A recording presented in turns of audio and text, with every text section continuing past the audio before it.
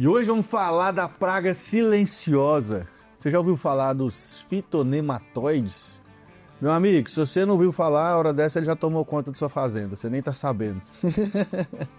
Porque os nematóides impactam, inclusive, até no valor de comercialização das fazendas, porque uma área hoje infestada com nematóide, meu querido, para você conseguir controlar ela, é difícil, né? Mas, óbvio, nós temos um recurso de tecnologia para controlar, para amenizar. Mas é bom você saber onde você está entrando, né, com os pontos que nós vamos falar nesse episódio. Então, se você está comprando uma fazenda, se você vai começar uma lavoura numa área e está indo no escuro, você não sabe o que está fazendo, calma aí, assiste esse episódio primeiro, que pode ser que você está dando um bote errado. Vem comigo que ao longo desse episódio você vai entender o porquê. Bom dia, boa tarde, boa noite. Seja muito bem-vindo para mais um episódio do nosso querido podcast Agro 2. Aqui nesta bancada, eu, Pedro Maia, engenheiro agrônomo de profissão e comunicador por opção, trazendo para você as informações relevantes de tudo que acontece no agronegócio, né, com pessoas que dominam o conhecimento em suas respectivas áreas de maneira excepcional e extraordinária. Nesse episódio de hoje vamos abordar aí sobre esse assunto, né, dos nematóides, né, que são aí uns vermes, né, é tipo uns vermes aí que tá no solo e que entra pelas raízes da planta, vai comendo o caule. Enfim, é uma desgraceira danada e o prejuízo pode ser grande, né? Porque quando você chega a perceber que ele está na sua área, meu filho, aí já foi embora o boi com a corda. E olha só, nosso convidado de hoje, ele é técnico em agropecuária, bacharel em agronomia, mestre em olericultura pelo IF Goiano e doutor em agronomia. Desde 2008, dedica-se à pesquisa em nematologia agrícola com foco na prospecção e seleção de plantas com resistência a meloidógene, né, que é uma espécie aí de nematóide, que ele vai explicar pra gente. Ele ainda desenvolve estudos sobre a resistência de plantas e fitonematóides e a avaliação de produtos químicos e biológicos para o manejo, né, articulando aí esses resultados aos princípios contemporâneos do manejo integrado de fitonematóides. Chega pra cá então, Dr. José Neto. Obrigado, Pedro. Prazer muito grande estar aqui na sua presença. Enrolei vocês um pouco para vir, gente, mas a agenda de fim de ano é terrível. O cara, quando é famoso aí na área aí, e é bom no que faz, é assim mesmo, a agenda, faz parte, ô José. Você falou aí, achei engraçado, porque quando minha mãe veio me apresentar para os amigos, assim, meu filho é nematologista, né? O que é nematóide? Eu falei, gente, lombriga de planta, já para encurtar. Lombriga de planta. Para encurtar a conversa. Então falei certo, é um verme. O que é esse bendito desse nematóide, então, José, para contextualizar aí para a galera que está acompanhando a gente aí? Pessoal, é um tema polêmico, né? Porque em muitas universidades existe uma divisão de como estudar os nematóides, né? Para se ter uma ideia, em número hoje descrito, né? Existe mais de 35 mil espécies de nematóides. 35 mil? 35 mil. Só que desses 35 mil, apenas 4.500, mais ou menos, são fitopatógenos, né? Distribuindo em 15 gêneros diferentes. Estima-se, né, que possa existir de 1 milhão a 10 milhões de espécies em todo o mundo. É assustador, é um pouco assustador, só que a gente pensa sempre que os nematóides eles habitam os mais diferentes ambientes, hospedam os mais diferentes hospedeiros, incluindo nematóides hospedando, né, ou parasitando outros nematóides. E só que o nosso foco, né, são os nematóides que atacam planta, né? Então, em muitas universidades eles tratam como praga, em outros tratam como doença. Mas por que como doença, né? Quando você vai ver micro-organismos, né, vírus, bactérias, fungos, eles são micro-organismos que têm reinos diferentes, né? Inclusive, vírus nem é considerado ser vivo, né? Em muitas literaturas, isso é outra discussão, né? Polêmica, né? É, polêmica. E nematóide é um animal. Mas como que você estuda? Um animal? É um animal. Porra, eu já ia te perguntar, porque eu fiz agronomia também, né?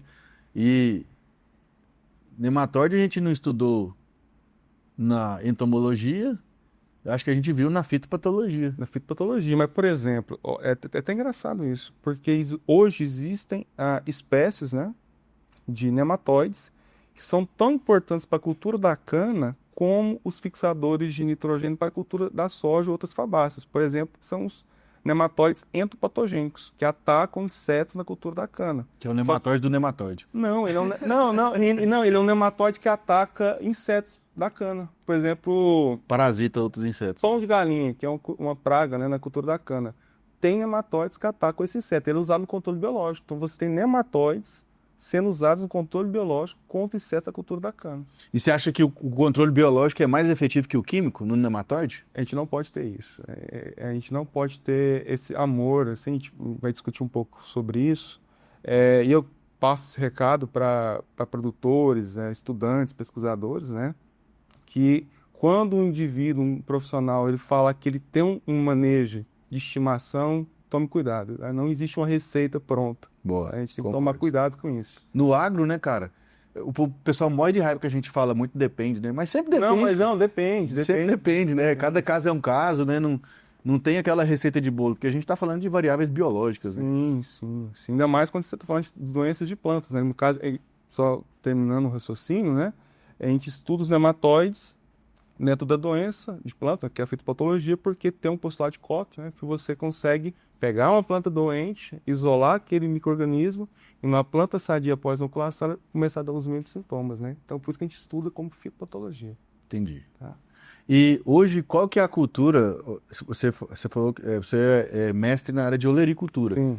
E a cultura que você mais atua com os nematóides ou você efetivamente assim está mais na soja, mais na cana? Olha, Pedro, boa pergunta. Hoje você dá aula Eu dou aula, sim. no IF Goiano. No IF eu dou aula no programa de pós-graduação em Bioinsumos, que é lá do Censo, né? Eu sou servidor do Instituto Federal Goiano. Aqui em Goiânia mesmo? Estou na reitoria, sim. E hoje estou como coordenador de capacitação do CEBIO, que é o Centro de Excelência de Insumos, né? Então a gente tem a lá do Censo, eu atuo como professor.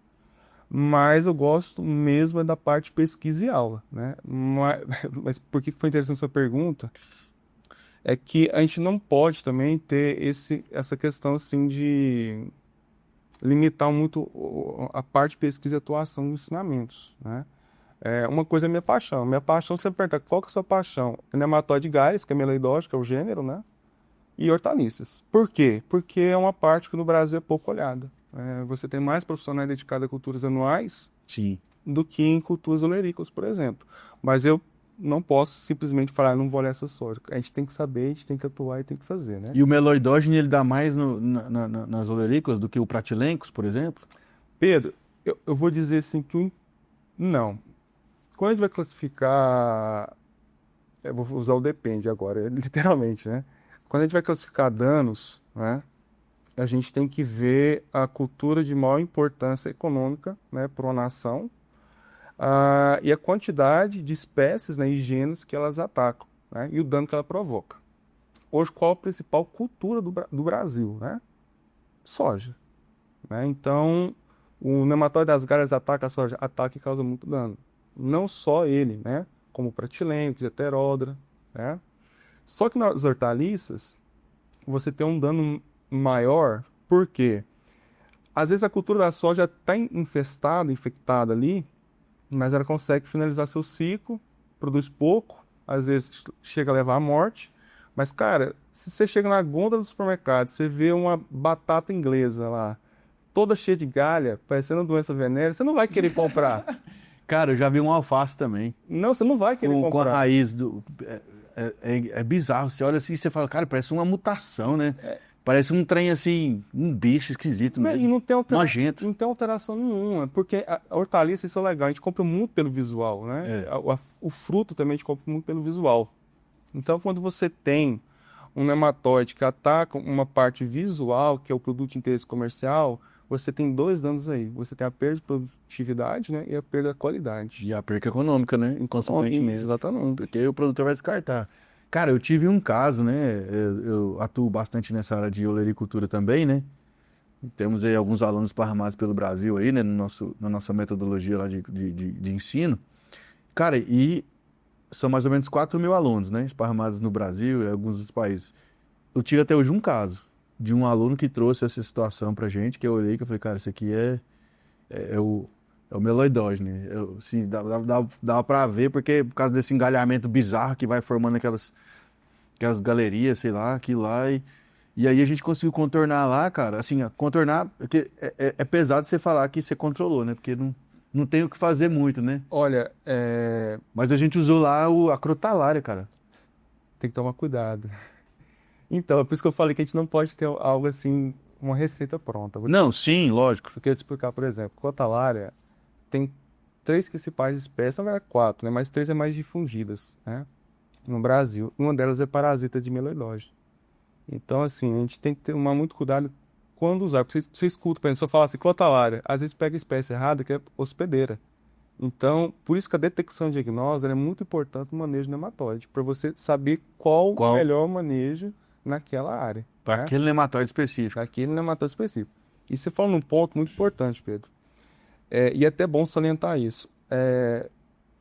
Quanto mais cedo você interiorizar, né, ter um olhar mais holístico sobre a nematologia, que você nunca vai conseguir eliminar nematóide na área. Você nunca vai conseguir. Vai ter que conviver com ele. Vai conviver. O que é importante, tão importante como identificar a espécie ou gênero, é a quantidade da população desse nematóide no solo. Tá? Isso é muito importante. Por quê? Porque dependendo da condição e da quantidade de nematóide de espécies, você vai ter um manejo, só que a planta ela consegue viver a determinada quantidade de nematóide. Imagine só, Pedro, que você... Vamos fazer uma coisa que meio ilusória aqui, só de forma didática, né? Você tem 2 plantas, certo? E você dá para ela um canivetinho suíço, joga ela numa área infestada com 3 espécies diferentes de nematóide de 3 diferentes gêneros. Ela vai dar conta? Dificilmente, ela só tem um canivetinho suíço, né? Mas se você munir ela com um canivetinho suíço, uma granada, uma armadura, né? Um gás de pimenta e soltar ela lá, a chance dela aumenta, né? O manejo integrado em diferentes ambientes, em diferentes áreas, esse é o princípio, né? Então a gente tem que sempre idealizar isso. Mas a escolha do canivete suíço vai depender muito da detecção e diagnóstico na área. Perfeito. E para a gente passar aqui a ideia para quem está assistindo, né? Nós estamos falando de um animal microscópico, né? Ele é... Sim. Quantos milímetros que dá um... Olha, os fitoparasitas variam bastante o tamanho. O maior que a gente tem é o tupixaba, né? O tupixaba ele pode chegar até 3 centímetros, né? 3 centímetros. Só que é muito difícil, é só no Paraná que é descrito esse nematóide. A grande maioria a gente está falando de 0,2 a 0,5 milímetros. Então imagine pegar 1 centímetro, dividir em 10 partes, 0,2 é a grande maioria, 0,2 a 0,3 milímetros. Isso, daí a dificuldade, né, de controlar um bicho desse, porque, cara, ele tá no solo, e aí ele sobe ali, né, pelos exudatos, né, da raiz ali, da planta, vai subindo no caule, né? Pedro, eu jurei que eu não ia tentar dar aula aqui para mim, mas tem que dar só uma explicaçãozinha sobre isso. A gente tem nematóide que ataca toda a parte da planta. Toda a parte da planta... Planta aérea quanto... Tudo, Pedro, tudo. Semente, fruto, inflorescência, folha, caule, né? Só que a grande maioria nossa de nematóides de importância no Brasil, eles são da parte da raiz, né? Então, assim, mas eu vou voltar na parte aérea. Na raiz, a gente tem a classificação como endoparasita sedentário e migrador, principais endoparasitas sedentários, nematóide da espécie meloidose e heteródora, por exemplo, né? Heteródora glicina é a única espécie no Brasil.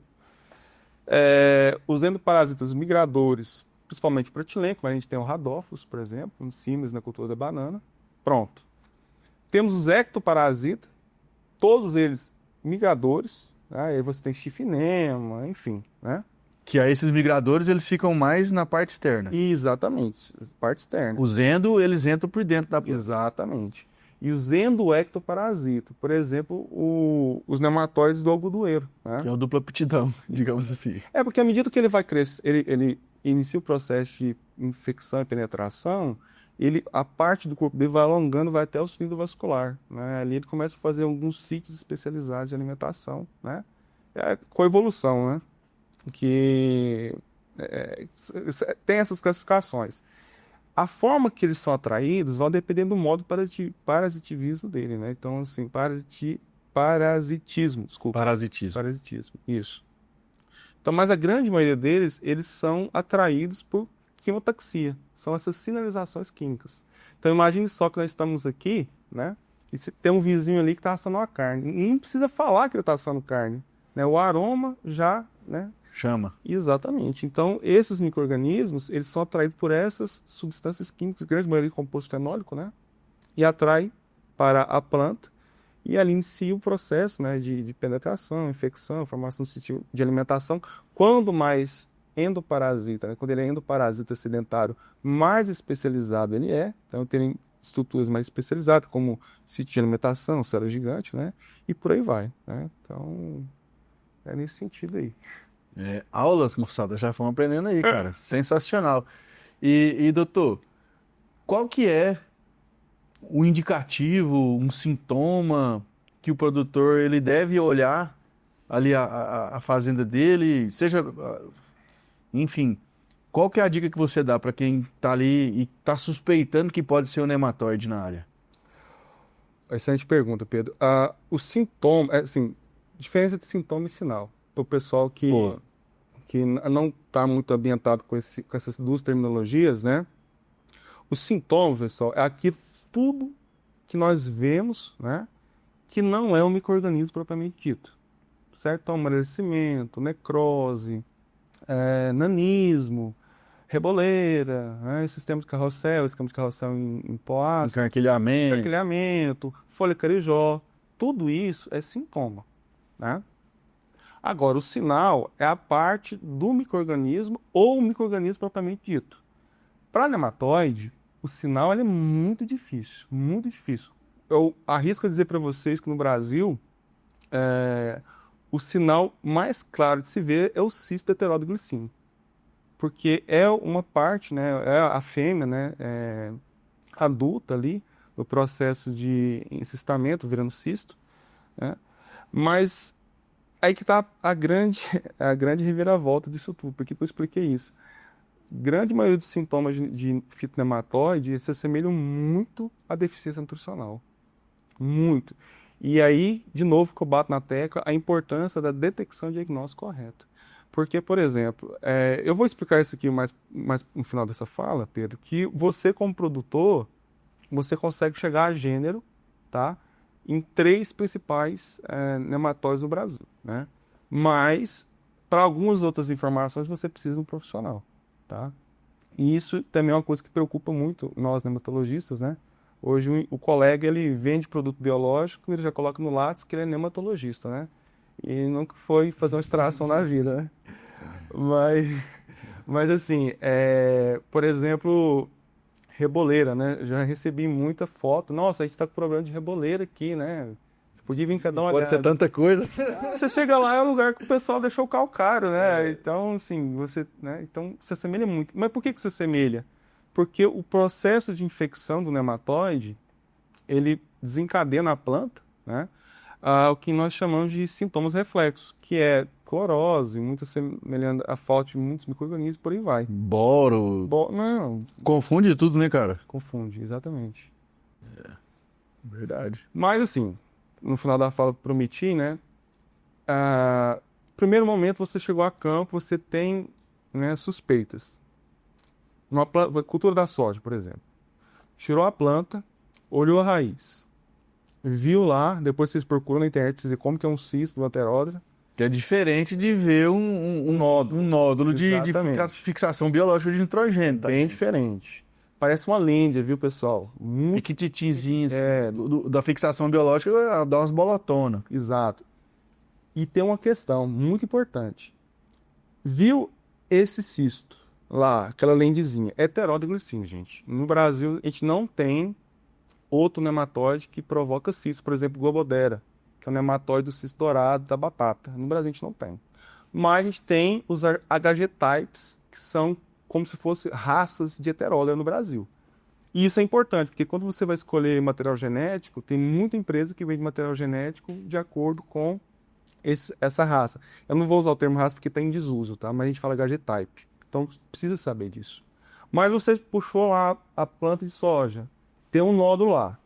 Você mexeu no nódulo, ele destacou, é de bactéria fixadora de nitrogênio. Ele não destacou, você forçou muito, arrancou a raiz, é meloidógeno, porque nós não temos no Brasil outro nematóide que ele causa, né, formação de galha na planta.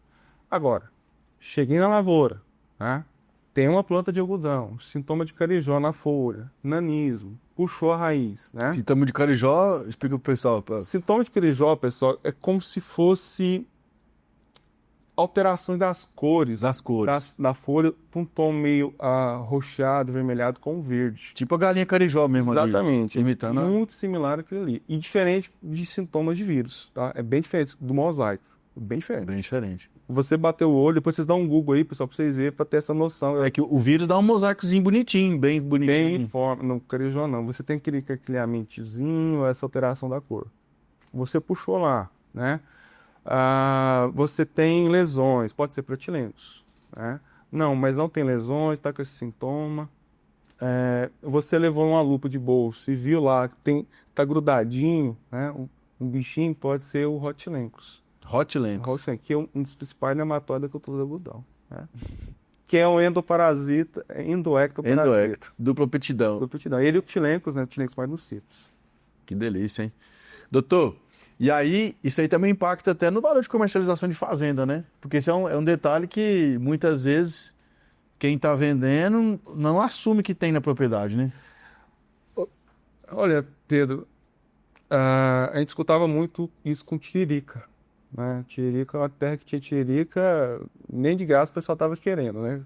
Que é canseira. Mas a grande maioria dos nematóides, eles são nativos do Brasil. Tá? A grande maioria deles são nativos do Brasil. O que acontece muitas das vezes, Pedro, é que não há um manejo adequado, tá? E você tem uma densidade populacional muito elevada. Então, acaba que nesse momento, o custo, né, para você fazer uma operação integrada ali de manejo, essa leva bastante. Tá? E uma dessas técnicas dentro do manejo integrado é o pousio. Né? Então, o que é o pousio? Pousio, você deixa a área ali sem nada durante um tempo. E monitorando como que tá. Mas esse sem nada é sem planta daninha também, porque muitas das plantas daninhas são os hospedeiros intermediários dos nematóides. Basicamente uma solarização, então, digamos assim. Não, porque assim, solarização a gente usa muito a olericultura. Uhum. Né? Aí você usa outras técnicas, por exemplo, plásticos transparentes, né? Ou até outros equipamentos para produção de muda. Mas é deixar sem nada. Por quê? Se não tem hospedeiro... Pelado mesmo ali, sem cobertura vegetal, morta, nada. Exatamente, porque sem hospedeiro, né, esses nematóides, eles vão morrer. Mas salvo engano, porque, por exemplo, o cisto de heteróide, ele pode durar de 8 a 15 anos. A literatura traz essa variação. Então, imagine se você deixar 8 anos a área sem cultivar soja. Pensa uma área do Mato Grosso aí, que produz soja. Então, assim, é praticamente inviável. Então, por isso que o manejo inicial, a detecção, a diagnose, a identificação, é mais plausível no primeiro momento que qualquer outra coisa. Então, sim, respondendo a sua pergunta, pode baixar o custo da terra desde que seja uma área de produção, né? Dependendo da condição. E muitas das vezes as pessoas estão comercializando terra sem saber que está essa situação, né? Às vezes também nem o próprio dono sabe, né? Não sabe. E aí, assim, tirar a dúvida, assim, a prova mesmo, o cara vai lá, como é que faz a coleta do solo, para entender se tem alguma coisa ali, não? Ou é só plantando para ver? Não. Depende muito, Pedro. A cultura que você vai estabelecer, né, na área, o que você quer observar, né, e também o momento. Tá? É muito importante isso. Eu tenho um parente um familiar, né, que ele um dia me falou assim, nossa, tu tem uma empresa que está fazendo análise de solo para a gente, está fazendo análise nematológica, R$20 a mais, está fazendo nematóide. Eu falei, como que funciona? Quanto que é, né? Não, eles estão lá, mês de agosto, coletando. Eu falei, cara, mês de agosto não tem chuva, não tem nada, né? Então esse não vai dar nematóide. Realmente não dá nematóide, né? Mas por que eu falo que depende, Pedro? Por exemplo, para culturas anuais você vai ter um procedimento. Uhum. Para culturas perenes você terá outro procedimento. Né? Perfeito. Mas tudo se baseia, né, na parte de coleta. Né? Se for culturas anuais, pessoal, primeira coisa, eu recomendo fortemente que vocês procurem sempre o auxílio de nematologista, de verdade. De nematologista habilitado. Habilitado, Inclusive a Sociedade Brasileira de Nematologia está com um movimento muito forte, eu acho muito importante para certificar laboratórios que eles têm realmente capacidade técnica operacional para realizar análise nematológica. Porque assim, vamos contextualizar, né, professor? Hoje, vamos falar que a agronomia é tipo medicina, né? Hoje o cara forma agronomia, ele é generalista. Muito. E é uma área de atuação infinita, cara. É infinita. Então, assim, desde cultura, doença, a genética, a mercado, é uma área de atuação monstra. Então, assim, e tem muito generalista, né? E acho que tinha que ter uma residência, né? Sei lá, uma segmentação para de especialização, subespecialização mais séria, né? Você não acha? Olha, eu vou complementar o que você falou agora, nesse momento, e eu vou voltar na parte de análise depois, tá? Eu sempre falo que o que falta realmente, não só na parte da hematologia, né? É você ter profissionais mais especializados de fato, né? Gente, eu não me iludo, tá? Eu sei que eu sou nematologista, né? Às vezes tem gás para falar isso, pô, porque você sabe a profundidade, né? Mas o produtor rural, ele não está preocupado só com o nematóide. Cara, ele está preocupado com tudo que você pensar. Se tem guerra na Ucrânia, se o adubo fosfatável vai chegar, se o dólar vai cair, é o cenário O que político. que o Lula falou lá, né? Não, ele vai preocupar com tudo. Sabe? Se o Putin vai fazer acordo comercial com os Estados Unidos, com o Trump. Então, cara, nematóide é um dos últimos problemas que ele está se preocupando. Só que não falar do problema não quer dizer que ele não vai estar lá quando você, né, voltar. Então, o que acontece? Eu sempre bato nisso, né? Eu até te questiono, Pedro, quantos produtores você já viu, por exemplo, ensinar o operador de máquina sobre nematóide? Nossa, nunca. Pô, cara, e o cara que está lá na ponta, ele está passando com o trator lá, ele consegue identificar uma reboleira, né? Evitar, porque pouca gente fala isso, mas o melhor método de controle de fitonematóides é a prevenção, entendeu? Por quê? Como quase tudo, né? Não, quase tudo, mas... Cara, se o operador está ali vendo a reboleira, ele vai evitar de passar o maquinário ali. Você entendeu? Então, assim, falta muito isso, né? Mas ainda bem que a gente tem, né, muitos profissionais bons, né? Recomendo fortemente, quem é de Goiás, conhece a Universidade Federal de Goiás, a professora Mara Rubia, né? Tem uma estrutura magnífica no laboratório, os institutos, Rio Verde, Urutaí, Ceres, né? Então a gente está bem, Hidrolândia aqui próximo. Equipado. Equipado. Então, assim, falta de capacitação, não falo que teria como, sabe, Pedro? Mas agora, voltando, senão a gente vai empolgar, né? Na parte de análise. Pessoal, a análise nematológica tem que ser feita sempre com solo e raiz, tá? Mas quando que isso deve ser feito? Bem, você tem que ter a cultura instaurada, né? Então, quais são as principais recomendações, Pedro? Se você quer simplesmente identificar o que tem e saber a quantidade, eu sugiro, se você tiver recursos, que isso é importante também, questão financeira, pessoal. É uma análise cara? Cara, não. Pelo impacto que ele tem, não. É igual na análise De solo. né? Sem conta aí uma análise de solo hoje, vai. A análise hematológica hoje ele está em torno de 120, 150. Uma coisa, então. Só que com a diferença que depois você vai fazer acompanhamentos, né, populacionais. Você vai acompanhando. Isso, vai acompanhando. Início do ciclo da cultura, né, e no meio da cultura, né? Muita gente fala no final, eu não concordo muito com isso não. Por quê? Por exemplo, o ciclo do meloidose ele é de 26 a 35 dias, né?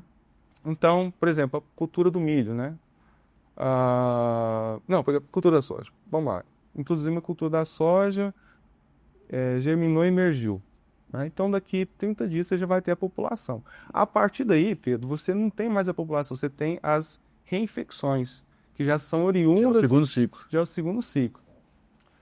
Quando você vai testar, por exemplo, produto na área, né, aí é outro away. Então, sim, aí você faz no início da cultura, no meio e no final. Por quê? Porque você vê se o produto, ou a década, surtindo efeito. Surtiu efeito, né? Você abaixou a população. Exatamente. Agora, é preciso ter chuva. Por quê? Ou sistema irrigado, sei lá, né? Depende, por isso que eu estou falando, depende muito do sistema produtivo ali. Agora, culturas perenes, você tem que fazer as coletas, né, num determinado período do ano e acompanhar constantemente. A grande maioria é irrigado, né, mas sempre, né, segue o mesmo princípio, pessoal, de coleta de solo, né, mesmo princípio para culturas de análise de solo, tá? Então, proteção da copa, né, para culturas perenes, ter o cuidado de separar italiano, zigue-zague, até as 20 hectares. E assim, para quem tiver interesse como fazer corretamente, hoje a Embrapa tem muito material bacana, gratuito na internet, né, de métodos de coleta. Porque para cada cultura, né, para cada sistema produtivo, você vai ter uma técnica diferente, né? Então, assim, senão a gente ficaria o dia todo aqui falando sobre isso, né? Mas o mais importante do que coletar, Pedro, e armazenar corretamente, mandar para o laboratório, é o laboratório. né? O laboratório. Não tem como você combater um inimigo que você não conhece. Hoje aqui em Goiânia, que eu sei, o laboratório da UFG faz essa análise, não faz? A professora Mara faz, sim. Aberto para a população, no geral, que quiser trazer? Eu não sei como está hoje, mas assim, eles fazem mais por questões científicas, Pesquisa, né? Pesquisa. Eu não sei como que está hoje o laboratório, até depois posso estar vendo com ela, né? Mas assim, a pesquisadora sensacional. Mas você pode falar na boa, se você quiser também, se não quiser, tá tudo Não, certo. claro. Você indica algum laboratório em Goiânia? Até pode ser uma via de utilidade para quem está assistindo. Olha, o laboratório que eu conheço mais próximo de Goiânia fica em, acho que em Ipameri ou Pires do Rio. Eu posso ver depois, passar, para você disponibilizar, até de uma colega minha, um laboratório que eu confio, que eu assinaria embaixo, assim, que realmente você teria um padrão legal de análise hematológica. Nas proximidades, tá? Em outros estados, tem outros laboratórios, tudo. Mas o que eu mais recomendaria seria esse. Lá de Ipameri. Eu não lembro a cidade, é porque é bem vizinha, né? O nome você não lembra, não? Não lembro, mas eu posso ver depois e passar, tá? Perfeito. Então, para quem é nematologista aí, tá aí. Que tem um mercadão gigante aí, né, cara, na nematologia. Cara, tem assim, é uma ciência muito jovem, né, Pedro? Assim, comparado com as outras áreas, e tem muito ainda para se desbravar, né? Onde houver uma planta, vai ter um nematóide para infectar, cara. Isso é questão de tempo, Uhum. entendeu? É questão de tempo. E não tem, assim, um método de manejo que erradica da área o nematóide. Não tem, Pedro, por quê? 100%. Olha, eu sempre brinco com meus alunos que nematóide, a relação, não só para os nematóides, mas os micro-organismos, os insetos, mas nematóide eu gosto de falar isso. Não é uma relação que a planta tem com ele, de você sair ali, conhecer alguém, tipo, eu conheci minha esposa, tomar uma cerveja, daqui a um tempo casar e ter filhos, né? É uma relação coevolutiva milenar, né? Então é muito estreita.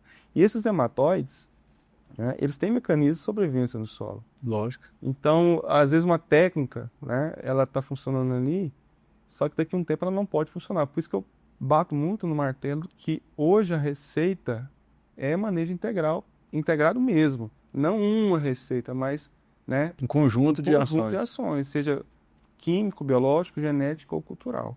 Show. Professor, e quem quiser encontrar mais informações, tem o seu perfil lá, você publica alguma coisa?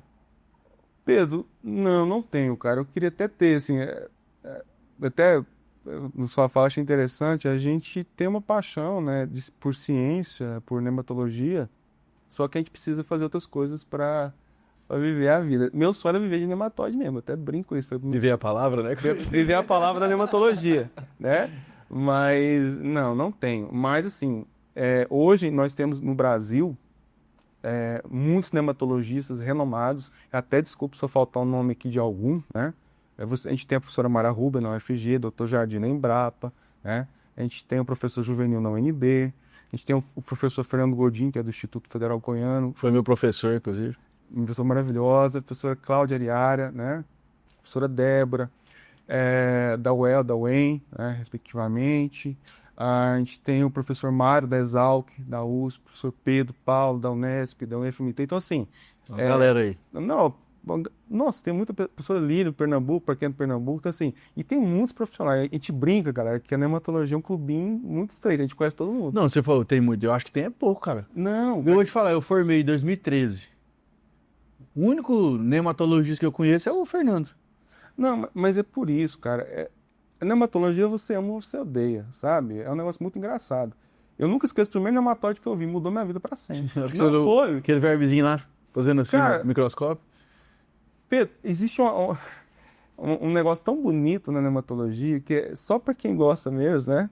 Que é entender que um micro-organismo daquele consegue entrar numa planta, por exemplo, meloidose, alterar todo o sistema anatômico dela, cara, produzir um sítio de alimentação especializado, fazer a planta, eu estou sendo bem generalista, né? Colonizar, né, mesmo? Fazer ela trabalhar para ele, né? E assim, isso é muito lindo, sabe, cara? E você saber que isso tem uma importância, um impacto, é muito bonito. Show de bola, Zé. Sensacional. Mas quem quiser acessar seu perfil, você Tem, lá, tem como é sim, que é? tem sim. Meu perfil no Instagram, pessoal, para quem quiser, José Neto FBN 13, tá? Sou servidor do Instituto Federal Goiano, para quem quiser pode me procurar na reitoria. Também hoje estou no CEBIL, junto lá com o professor Alexandre, mando um abraço ao professor Alexandre, que é o nosso diretor-geral da unidade. E também pode procurar também meu WhatsApp, 64 981 699446, para a gente prosear um pouco e trocar uma ideia, né? Claro. Show de bola, professor. Então, Obrigado. obrigado aí pelo seu tempo aí, né? Que eu sei que é corrida aí com tanta coisa. Ainda mais fim de ano agora, reta, né? Rapaz, aí você não acaba, ele acaba comigo. É isso aí. Valeu, turma. E aí, aprendeu mais um pouco sobre nematóide? Rapaz, tem muita coisa, né? É um mundo aí de informação e uma ciência jovem. Então, vai buscar mais informação. Procura aqui na galeria também o episódio com o professor Fernando, a gente falou mais sobre o assunto. E compartilha, esparrama no mundo. E agora que você aprendeu, já valeu sua inscrição aqui, ó. Aperta no vermelho aqui embaixo e inscrever-se no canal, que você ajuda a gente, né? Dá o seu joinha aí no episódio e vai maratonar aqui, que tem mais de 400 episódios aqui na galeria do canal para você assistir, escutar em todas as plataformas, né, de YouTube, Apple, Podcast, Deezer, que mais, Pedro? Spotify, Amazon Music, até na Lua aí tem Agro2 para você assistir. E acesse o nosso site para você ficar por dentro das notícias, www.agro2.com.br, e segue também o nosso perfil nas redes sociais, @portalagro2. Fechou? Bora pro próximo!